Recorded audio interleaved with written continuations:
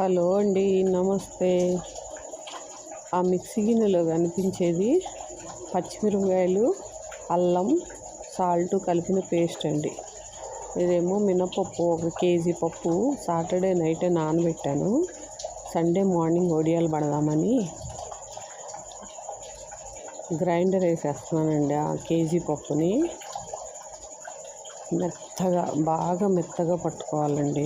అప్పుడే వడియం బాగా గుల్లొస్తుంది. ఇంకా పప్పులో పొట్టు కూడా అసలు ఉండకూడదండి. అప్పుడే నీట్గా తెల్లగా వస్తాయండి వడియాలు చూడడానికి. ఇలా వడియాలు చక్క మల్లెపూలాగా వస్తాయండి. అట్లా చేస్తే వడియాలు పట్టేసుకుంటున్నాం సండే. ఇంకా కేజీ పప్పుకి పచ్చిమిరపకాయలు ఒక 20 పచ్చిమిరపకాయల వరకు వేయాలండి. అవి అక్కడ కనిపిస్తుంది స్క్రీన్ మీద. ఒక 20 పచ్చిమిరపకాయలు, అల్లం మాత్రం మీకు కనిపిస్తుంది కదా, అంతవరకు వేసానండి.